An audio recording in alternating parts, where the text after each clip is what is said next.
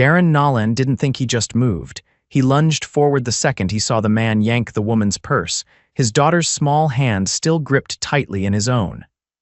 "Stay here, Sophie," he said quickly, crouching to her eye level behind the park bench. "Don't move, okay? Daddy will be right back." Before the 6-year-old could answer, Darren was already sprinting across the quiet downtown sidewalk, where a woman in a sharp navy coat struggled against a man trying to rip her handbag away. People passed by. Some slowed down. No one helped, except him. "Hey," Darren shouted, voice rough with adrenaline as he grabbed the mugger's shoulder and yanked him back. The guy swung a fist, but Darren ducked. He wasn't strong, but he was fast. Years of working construction had taught him how to move, how to fight when needed. The man cursed and ran, disappearing around the corner. The woman was breathing hard, one heel snapped, her lipstick smudged from where her cheek had hit the wall. "Are you okay?" Darren asked, his chest heaving. "Did he hurt you?" She blinked at him, stunned. "No." "I thank you." He glanced over his shoulder, checking on Sophie, who waved from behind the bench. "I have to get back to my daughter," he said quickly, not noticing the designer label on her coat or the diamond-studded watch on her wrist. "I'm just glad you're safe." She could barely get out a "wait" before he jogged away. He didn't look back. The woman was still thinking about him hours later. Verena Hale wasn't used to being ignored, not as the CEO of Hale Tech, not as a woman used to commanding boardrooms and breaking records. But the man hadn't even asked her name. He just saved her. No cameras, no agenda, she couldn't stop replaying the moment. The way his first instinct had been to protect. The way he'd gone back to his daughter like nothing heroic had just happened. By the time her driver pulled up to the Hale Tech Tower downtown, she'd already made a decision. "I want to find that man," she said aloud, tapping her fingers against the leather seat. Her assistant Janelle turned from the passenger seat. "What man?" Verena stared out the window. "The one who saved me." Darren didn't think about the woman again. He couldn't afford to. He had bigger worries. His daughter's school fees were behind again, and the plumbing job he was supposed to have that week had been canceled without notice. He worked 4 jobs, sometimes 5, to keep the lights on in their tiny 2-bedroom off 9th Street. He kissed Sophie's forehead that night as she curled up beside him on the lumpy second-hand couch. "One day, baby," he whispered, brushing her bangs from her face. "I'll give you everything, just a little longer." "His name is Darren Nolan," Janelle said 3 days later, handing Verena a file. "Lives in the East Side District. Single dad. Works odd jobs, construction, deliveries, handyman stuff. No criminal record. His daughter's name is Sophie." Verena's heart squeezed at the photo paperclip to the top. Darren, holding hands with a little girl in a yellow raincoat, both of them laughing as they crossed the street. This wasn't just about gratitude anymore. She wanted to know him. It wasn't hard to find his building. What was hard was figuring out how to approach him without scaring him off. So Verena did something she never did. She improvised. She found him working at a local hardware store that afternoon, hauling bags of fertilizer onto a truck. "Darren Nolan," she said, walking up to him, dressed down in jeans and a hoodie, her hair tied in a low ponytail. He turned, frowning slightly. His eyes were tired but alert. "Yeah, I'm Verena," she said quickly. "You saved me last week. That guy who tried to rob me downtown, that was me." He blinked. "Oh, right, you okay?" She smiled. "I am now. I've been trying to find you." He looked confused. "Why?" "I didn't do anything. You helped me when no one else did," she said gently. "And I wanted to say thank you, properly." He laughed, rubbing the back of his neck. "You don't have to, I want to," she interrupted. "Let me take you and your daughter to dinner, my treat." He hesitated. "I don't go to fancy places," she grinned. "Neither do I, not on Thursdays." They ended up at a cozy Italian place 2 blocks from his apartment. Sophie was shy at first, clinging to her dad's sleeve, but after a few breadsticks and a cup of lemonade, she warmed up. "You're really pretty," Sophie said, peering up at Verena. "Sophie," Darren muttered, embarrassed, but Verena laughed. "Thank you. You're pretty too." Darren watched them quietly, a soft look on his face. He couldn't remember the last time someone paid for his meal without expecting something in return, or the last time Sophie smiled this much. When Verena offered to drive them home, he declined. "We're close. Besides, I like walking with her." She watched them disappear down the sidewalk, his hand holding Sophie's, and she knew this wasn't the last time she wanted to see them. They started meeting once a week, sometimes at the park, sometimes for breakfast at the diner on 5th. Verena never told him who she really was, not yet. She didn't want to scare him off. She became just Verena, the woman he'd saved, the woman who liked pancakes and had a laugh that made Sophie giggle. "You're different," Darren said one morning as they watched Sophie chase pigeons. "Most people I meet look through me. You don't." She looked at him, heart thudding. "Maybe you just make it hard to look away." He stared at her, caught off guard. His pulse jumped in his neck. "Verena, do you think," she said, voice quieter now, "we could do this more often?" He swallowed. "You mean, keep seeing each other?" She nodded. He looked down. "I don't have much to offer. I'm just trying to make it through the month most days." "I don't care about money," she said, and meant it. He hesitated. "Then yeah, I'd like that." And just like that, something began. Something slow but real, but nothing stayed hidden forever. It happened 2 weeks later. Sophie had left her homework in Verena's car, and Darren went to pick it up from her office. She buzzed him in, distracted by a meeting, and forgot to warn him. He stepped off the elevator and stopped cold. Her name was on the wall in 15-inch gold letters. Halitech Innovations CEO. Verena Hale. Everything inside him froze. She found him standing in the lobby, holding the homework folder like it weighed 100 pounds. "You lied," he said, voice low. "I didn't lie," she said gently. "I just didn't tell you yet." "You're the CEO of Hale Tech?" he asked, eyes flashing. "You've been playing poor with me this whole time." "No, I wasn't playing anything. I just wanted to know you without all this getting in the way." He took a step back. "So what was I, a project, a charity case?" "No," she said, eyes stinging.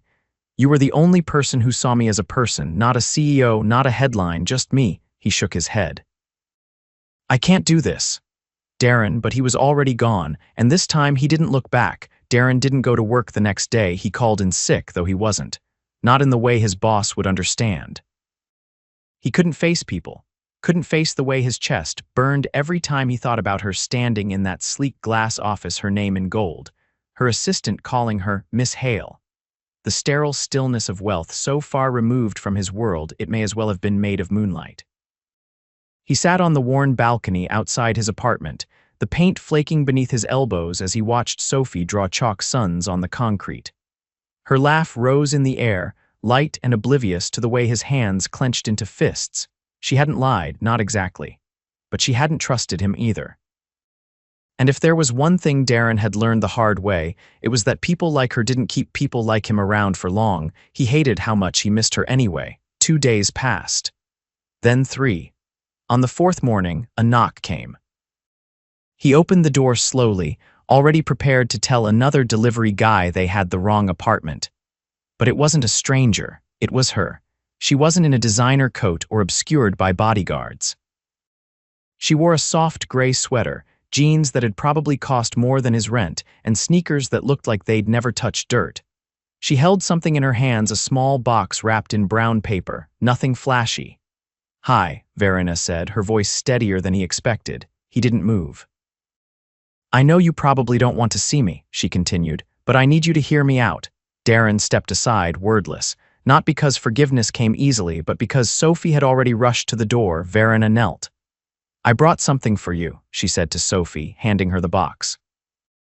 "Is it a toy?" Sophie asked, wide-eyed. "No," Verena said, smiling gently. "It's something I thought your dad would like." Sophie peeled back the paper with the carefulness of a child used to making things last. Inside was a battered paperback, The Old Man and the Sea. Darren blinked. "I saw it in your apartment once," Verena said softly. "Next to the TV, it had a broken spine like you'd read it more than once." He stared at the book. "I lost that copy years ago. I found one at an old shop near the pier," she said. "Not the same, but close." He looked at her then, really looked. Her eyes weren't polished or proud, they were tired, honest. "I didn't want you to feel tricked," she said, standing now. "I wanted a chance to be known for who I was, not what I ran." "I've never had that before." "You should have told me," he said, the words gravel in his throat. "You should have trusted me to handle the truth." "I was afraid," she admitted, "because the closer I got to you, the more real everything felt. I didn't want to ruin it." He stepped back inside, the door still open. "Come in, just for a minute," she followed, her gaze sweeping the small apartment. It was clean but worn. A map of the world hung unevenly over the couch. Sophie's drawings lined the fridge. A pot of something simple and hearty simmered on the stove. He gestured toward the table and they sat with a space between them. "I didn't grow up with much," he said after a while, "and after Sophie's mom left, it got harder. I've spent years trying to keep things together with duct tape and cheap labor. I don't belong in your world." She leaned forward. "Who says it has to be one world or the other?" Darren looked away. "People like you don't end up with people like me." "No," she said, her voice firmer now. "People like me don't end up with people like you because we don't deserve to, not unless we're willing to earn it." He met her eyes, then really met them. She didn't flinch. That night, he didn't ask her to stay, but he didn't ask her to leave either. Verena didn't press. She gave Sophie a goodbye hug, promised her another book soon, and stepped out into the cool air without looking back.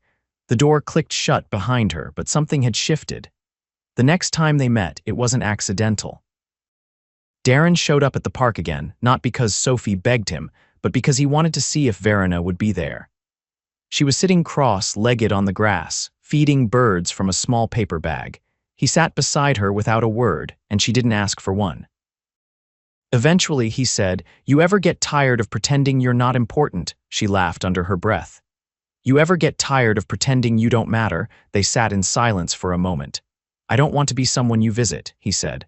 "I want to be someone you build with. But I need to know you're not going to walk away when it gets messy." "I'm not afraid of messy," she said. "I'm afraid of missing something real because I was too busy hiding behind my own walls." He turned to face her. "Then let's stop hiding."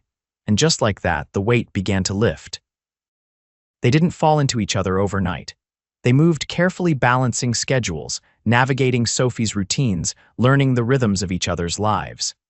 Verena came over for dinner sometimes, helping Sophie with her spelling while Darren cooked.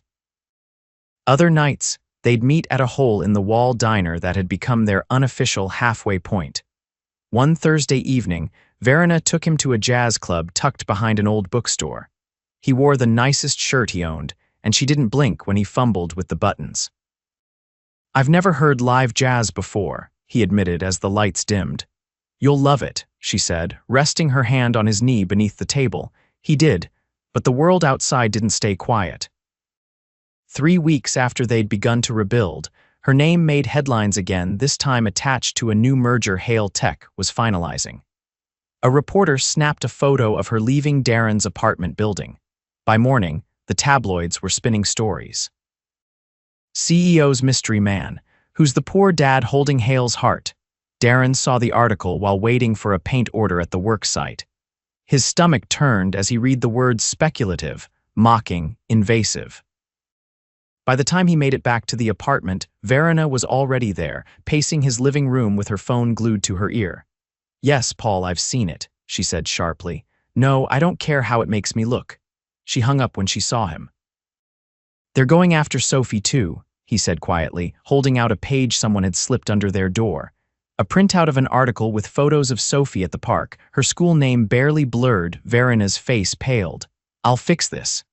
"How?" Darren asked. "You can't unring the bell. I can protect her," she said. "I can get security, change routes. I don't want that for her," he said, his voice cracking. "I don't want her world turning into cameras and whispers." Verena's eyes filled. "Then tell me what you want." He stepped closer. "I want you, but I don't want to lose the quiet life I've fought to build just to have you. I can't trade Sophie's peace for love, no matter how much I feel for you." Her breath caught. "You feel it too," he nodded.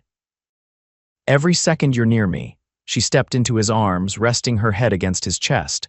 "Then let me find a way to keep both. Even if it means stepping back from Hale Tech," he asked. Verena looked up at him, and for the first time in her life she considered it. Verena stood at the edge of the rooftop garden. The city sprawled beneath her like a kingdom she no longer wanted to rule alone. Strings of soft yellow lights glowed overhead, casting a golden haze over the carefully arranged tables and white rose centerpieces. A string quartet played quietly near the far railing, and the hum of conversation drifted around her. Board members, executives, and industry leaders sipped champagne and discussed market forecasts. oblivious to the storm in her chest. She was hosting the annual Hail Tech Benefit Gala, an event she'd once orchestrated with ruthless precision. But this time, she didn't care about the press coverage or the handshakes. She kept glancing toward the elevator, hoping for a miracle, but Darren wasn't coming. He hadn't answered her last call. She hadn't pushed after that. She knew what he was risking just by having her in his life. The headlines had gotten worse. A rival tech blog had published a photo of Darren's building, followed by a smug editorial questioning her judgment as a leader for fraternizing with a man who lives below the poverty line. She had tried to bury it, had pulled every legal string to remove the article, but the damage was done. And Darren had gone quiet. "You're distracted," Janelle said, appearing beside her with a glass of water. "That's your third untouched drink." "I'm fine," Verena murmured. "You're not," Janelle replied. "And I know why." Verena turned to her. "I can't ask him to carry this." "Maybe you're not asking the right thing," Janelle said. "Maybe he doesn't want to be protected. Maybe he wants to be chosen." Verena stared at her for a long moment before setting the glass down. She didn't stay to give a speech. She didn't stay for the toast. She walked out of the gala in a floor-length black gown, heels in one hand, phone in the other, heart racing faster with every step. She didn't know what she'd say when she got there. She only knew she had to try. Darren was on the roof of his building, sitting on a folding chair beside a chipped planter box full of overgrown herbs. The city lights flickered in the distance, but his gaze was fixed on the sky. Sophie had fallen asleep hours ago, curled on the couch with a stuffed bear Verena had once brought her from a bookstore downtown. He wasn't expecting anything. Not a call, not an apology, not a miracle in silk and bare feet. But then the door creaked open. He turned. Verena stepped into the moonlight, her dress trailing slightly behind her, her shoulders bare and trembling. She looked like a person who had walked away from a throne. "You shouldn't be here," he said, standing slowly. "I couldn't stay there," she replied, voice tight. "Not if it meant losing this." He didn't speak. She stepped closer. "I don't want a life that makes sense on paper. I want one that feels real. I want one with you in it." "You think wanting it is enough?" he asked, the words quiet but heavy. "You think loving someone fixes everything?" "No," she said, "but I think not loving someone out of fear is worse." He looked away. "I'm not scared of loving you. I'm scared of what it takes from Sophie." She didn't ask for cameras or articles or people judging her because her dad's not a billionaire. Verena's voice broke. "I never wanted to take anything from her. I wanted to give her everything I never had: stability, safety, someone who shows up." Darren's jaw tightened. She stepped even closer, now just inches from him. "Do you know how many people I deal with who only see me as a name on a headline?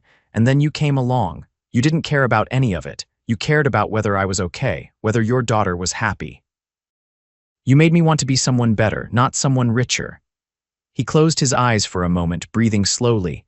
"I've been thinking," she said, softer now, "about what matters, about what I've built, and I realized I built it all without anyone to share it with. I don't want to keep doing that." He met her gaze. "What are you saying?" "I'm stepping down." The words fell like a stone into still water. "I've already started the paperwork," she continued. "I'll be appointing a new CEO at the end of the quarter. I'll stay on the board, but I'm done living in glass towers with no one beside me." Darren stared at her, stunned. "You'd give it all up." "I'm not giving it up," she said. "I'm trading it in for you, for Sophie. For a life that feels like mine, not one that looks good in magazines." He didn't speak for a long time. Finally, he stepped forward and took her hand. "You didn't have to do that," he said quietly. "I know," she replied. "That's why I did." He pulled her into his arms, and for the first time since they'd met, there was nothing between them. No secrets, no fears, just the weight of something real settling between heartbeats. She stayed that night, curled on his couch beside him, her forehead resting against his shoulder. He read to Sophie when she woke briefly from a dream, and Verena watched him with tears in her eyes. The next morning, she made pancakes in his kitchen while he fixed the broken faucet without needing to ask for help. It was quiet, uncomplicated, perfect. Over the next few weeks, changes came swiftly. The press lost interest once she stopped feeding them. New stories replaced old ones. Verena's final press conference as CEO was brief and clear. She spoke about fulfillment, about balance, about choosing what mattered most. She didn't mention Darren by name, but she didn't need to. He was waiting outside the building when she stepped down for the last time, holding a bouquet of wildflowers wrapped in newspaper. She laughed when she saw him, dropped her designer clutch on the sidewalk, and ran into his arms with the kind of abandon that couldn't be faked. They moved in together 2 months later, not into her penthouse, into a small house on the edge of the city with a yard big enough for Sophie to run in and a kitchen they painted together on a Saturday afternoon. She kept a room filled with books. He built shelves for them by hand. They fought sometimes, about groceries, about bedtime routines, about whether to get a dog or a cat, but they never fought about love, because that had never been in question, not since the day a man with calloused hands and a steady heart stepped into a fight he didn't have to join. And found the one woman who saw the world in him. They didn't live a fairy tale, they lived something better, something real. The sun filtered through the kitchen window of their modest house on the edge of the city, casting golden stripes across the tiled floor. Verena stood barefoot at the counter, carefully slicing strawberries into a bowl while Sophie, now obsessed with making her own fancy breakfasts, arranged tiny pancakes into a smiley face on her plate. Darren leaned against the doorway, arms crossed, watching the pair with a quiet contentment he never thought he'd know.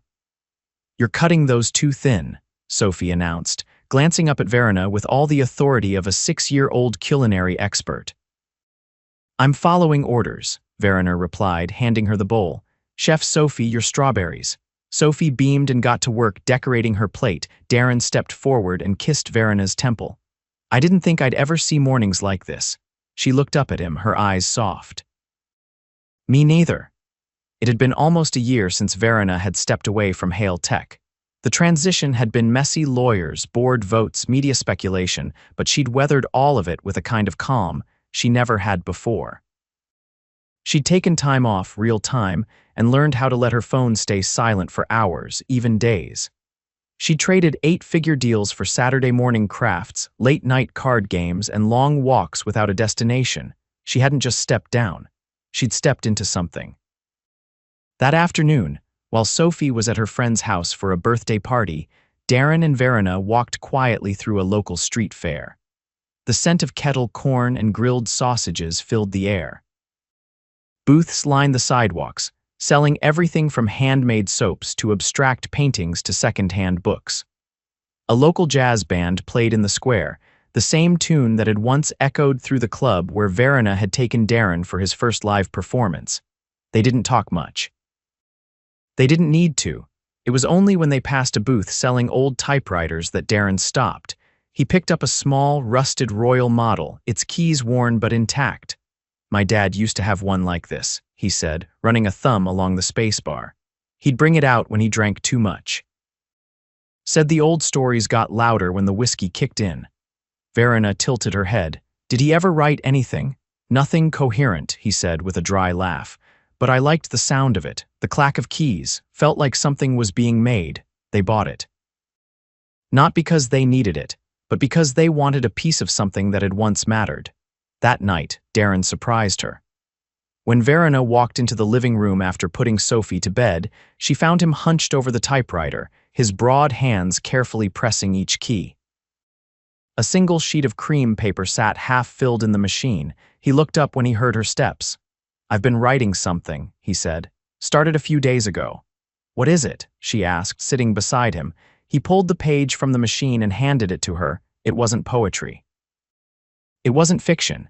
It was a letter to her. Every word was simple, plain, no flourishes, just truth. He wrote about the first time he saw her, how she looked frightened but stood her ground, how he didn't expect her to chase him down for dinner, let alone change his life. How he hadn't known it yet, but from that moment, something had shifted in him.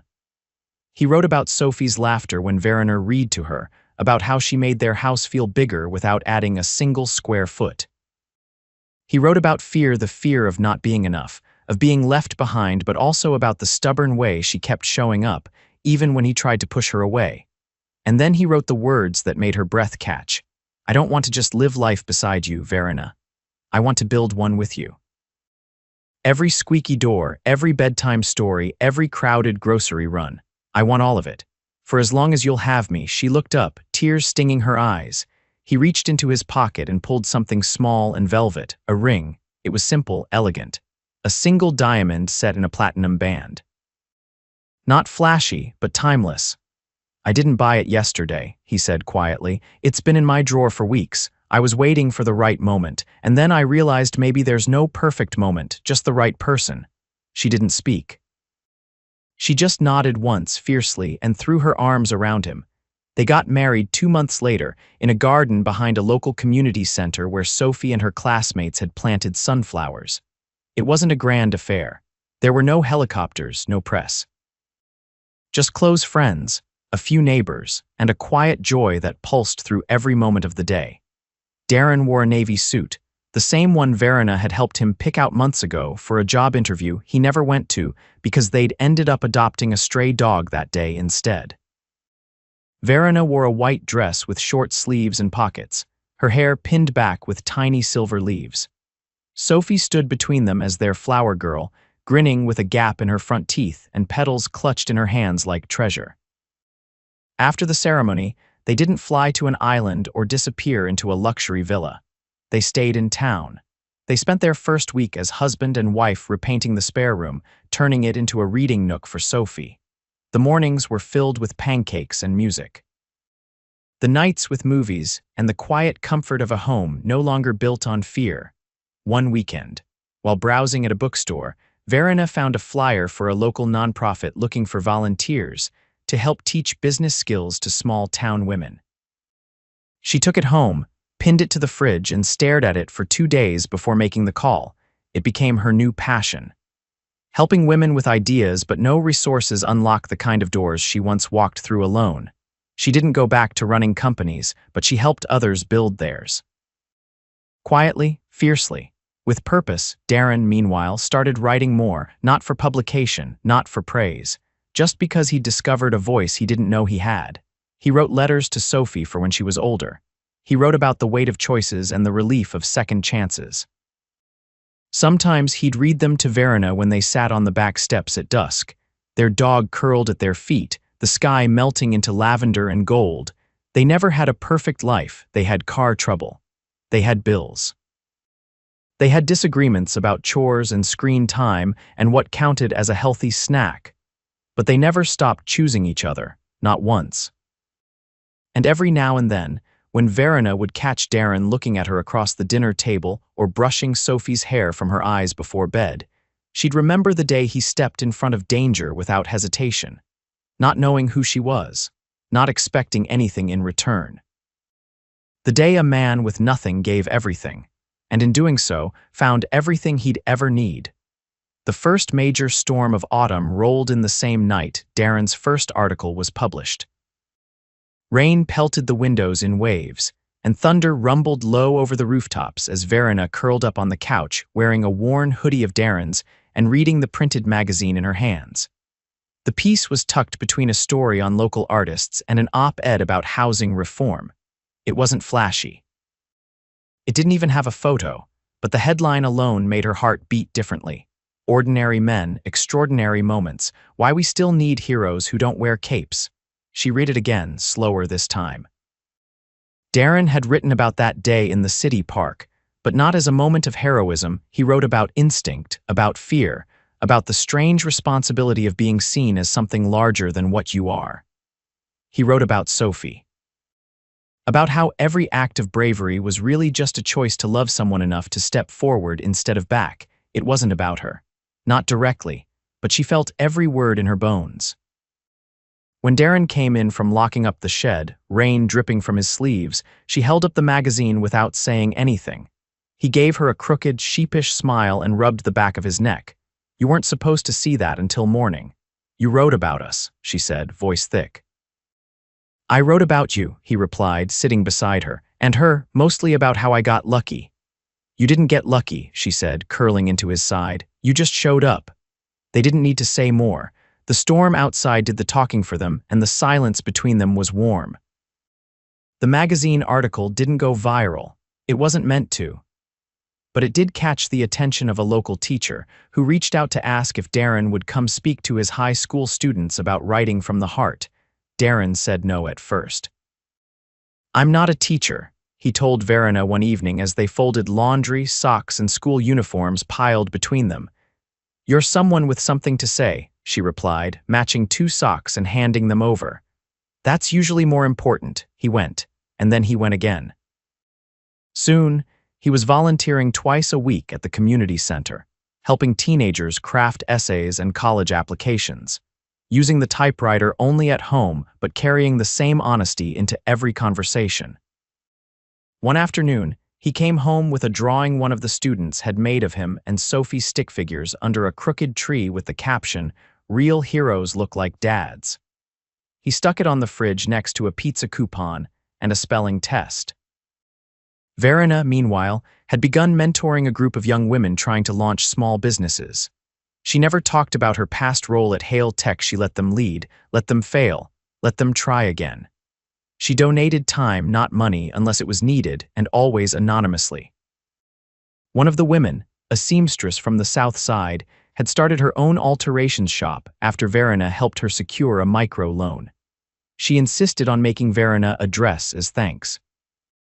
It was a red, tea-length dress with a wide neckline and a hand-stitched hem that made Verena gasp when she first tried it on. "You look like a woman who knows exactly who she is," Darren whispered when he saw her wearing it one evening. She kissed him before answering. Not everything was smooth. They had to navigate new rhythms, Verena learning how to live without constant structure, Darren adjusting to being asked for advice as if he were some kind of expert. Sophie struggled with math one semester, and they both took turns staying up with her, turning fractions into kitchen measurements and equations into bedtime stories. But no part of it ever made them question what they'd built. One crisp December morning, Verena walked into the kitchen with a folded envelope in her hand. Darren was flipping pancakes, humming under his breath, while Sophie set the table with mismatched plates. "I got a letter today," Verena said, sliding it across the counter. Darren wiped his hands and opened it. It was from the Hale Tech Board. They wanted her to consider rejoining as a senior advisor, not a return to full leadership, but a guiding voice during a major transition. She could work remotely on her terms. They'd understood, finally, that she didn't need to be at the helm to still shape the future. "Do you want to?" Darren asked, handing the letter back. "I thought I would," she said. "But now, I'd rather help people who actually need it. I don't miss the title." "I miss the impact." "Then make it somewhere new," he said. "You're not done building things, you've just changed what you're building." She smiled, leaned up, and kissed him. "I love you." "I love you more," he said, and Sophie groaned behind them, covering her eyes. "Gross," she giggled. "Now can we eat?" They did. And it was perfect. That spring, they hosted a block party, not a gala, not a charity event, just a neighborhood gathering with folding tables, sparklers, and lemon bars. People brought lawn chairs and casseroles. Kids ran barefoot in the street. Darren set up a projector and played old black and white movies on the side of the house after sunset. Verena sat on the grass beside him, her head on his shoulder, her red dress brushing the tops of her knees. "You ever think about how different things could have been if you hadn't stopped that guy in the park?" she asked him softly. He looked down at her. "I think about how I almost didn't. I was tired, distracted. I had Sophie with me. I almost stayed on the bench." "But you didn't," she said. "No," he replied, "because something told me to move, and I'm glad I did." She reached for his hand and laced their fingers together. "I used to think love had to look a certain way," she said. "Big entrances, grand gestures, perfect timing, but now I know it's showing up every day. Even when it's hard. And pancakes," he added, she laughed. "Especially pancakes. Their life wasn't the kind people wrote headlines about anymore, but it was the kind people stayed for years past." Sophie grew taller, bolder. She started writing her own stories, some of them based on the people she knew. One, called "The Girl Who Had Two Homes in One," made Verena cry for 3 days straight. Darren published more essays, always under his own name now. He was never interested in fame, just in truth. Verena eventually opened a local center, a hybrid of everything she'd learned: business mentorship, childcare, creative workshops. She called it the Hale House. not after herself, but after what she believed every woman deserved a place to grow roots without being asked to apologize for them. On their 10th wedding anniversary, Darren surprised her with tickets to the jazz club where she'd once taken him. The club had changed owners, but the band still played. They danced slowly, surrounded by strangers, and Verena leaned in close. "You know," she murmured, "I still remember what you said that night." "Which part?" "That you didn't belong in my world." He smiled, his hand resting at the small of her back. "You proved me wrong." "No," she whispered. "You proved yourself wrong." Outside, the rain started to fall. But inside, the music played on. And the life they'd built imperfect, earned, and endlessly full held them steady in its quiet, powerful rhythm.